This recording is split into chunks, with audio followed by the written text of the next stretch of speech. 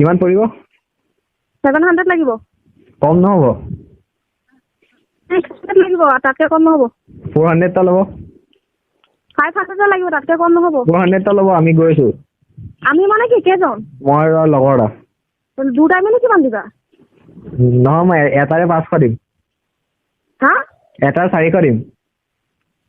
ঠিক আছে কিন্তু এটা কথা এজন ৰেখাইষ্ট থাকিব লাগিব এজন কৰি ওলাই যোৱাৰ পিছত আৰু এজন আহিব লাগিব দেই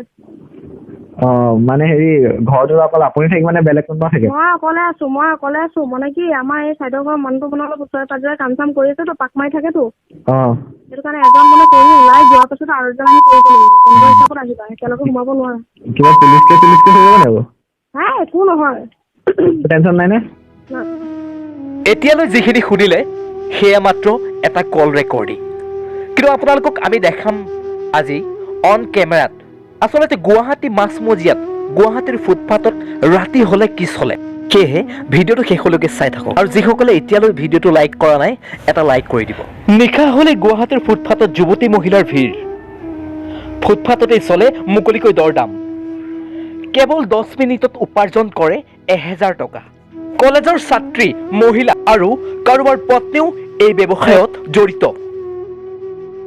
হয় এইখন অসমতেই এই নিৰ্লজ্জ ঘটনা আপুনি মই উপাৰ্জন কৰোঁ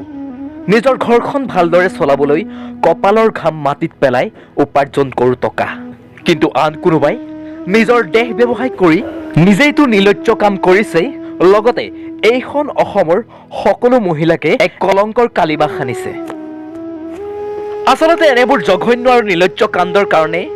গুৱাহাটীৰ বন্দনা কলিতাৰ দৰে বৰ্বৰ কাণ্ডই দিনক দিনে বৃদ্ধি পাইছে এনেবোৰ প্ৰতিবেদন নেদেখুৱাওঁ বুলি ক'লেও পৰিস্থিতিয়ে বাধ্য কৰায় কাৰণ এয়াই হৈছে আমাৰ কৰ্ম ভিডিঅ'টো চাই কেনে পালে তলত এটা কমেণ্ট কৰি জনাব ধন্যবাদ জয় আই অসম